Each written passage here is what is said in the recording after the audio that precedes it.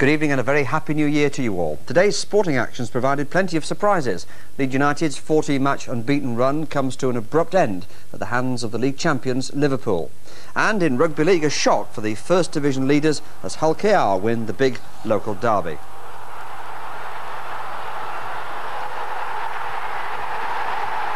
More sport later, but first the region's main news stories. Police are investigating the suspicious death of a man whose body was found following a fire at a house in Sheffield. A number of people managed to escape the blaze in Parson Cross. The results of a post-mortem examination on the victim are expected tomorrow. Detectives investigating the suspicious death of a 70-year-old Leeds pensioner are trying to trace a woman who may have crucial information. Mike McCarthy reports. The body of Edna Kilbride was found at her home in Parkway Vale in Seacroft on Sunday. Detectives say they're now following up an important new lead after a woman rang Seacroft Working Men's Club to say that Mrs Kilbride wouldn't be going into work that evening.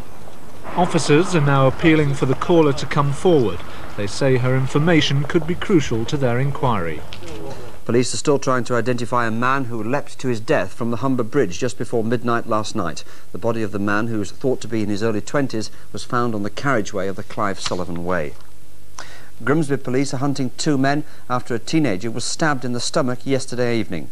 The 17-year-old was on his way to work when the attack happened. Police have described the incident as nasty and unprovoked.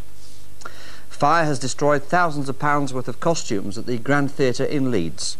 Fire broke out in a costume store at the theatre used by Opera North. The cause of the blaze isn't thought to be suspicious. We're now sport, and there's no harder test than a trip to Liverpool, as Leeds United found out today. Dave Callaghan reports. A game which proved to be the difference between a side of promise and a side of sheer class. Liverpool took an early lead, Barnes on 7 minutes, and they then tore into Leeds with great movement and skill. Rosenthal added a second before half-time, and Rush sealed it in the last minute of the game. Leeds came close when Snodin hit the crossbar and Chapman had a shot cleared off the line, but Liverpool had that title look. They remain top, Leeds are fourth after their first defeat since October the 20th. Sheffield United stayed bottom, but Brian Dean got the goal that gave them a good victory against QPR. In Division 2, good win for Barnsley, Rammell and Taggart the scorers, and for Sheffield Wednesday, Hurst and Williams, they stay third, but a bad one for Hull, their goal came from Payton. In Division 3, Bradford City 3, Bury 1. Grimsby Town, good result there because they stay second. They're now 3 points clear of the third place club. Huddersfield 1, Wigan 0. Swansea walloped Rotherham 5-0. In Division 4, Halifax Town, the feature there, they, I'm afraid, stay bottom of Division 4. And some more results.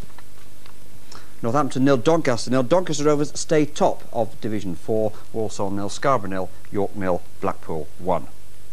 Well, now rugby league, and the big match today was undoubtedly at Craven Park, where Hull KR beat top of the table Hull, as Damien Johnson reports. There was a full house at Craven Park for Hull's first game under new coach Noel Cleal.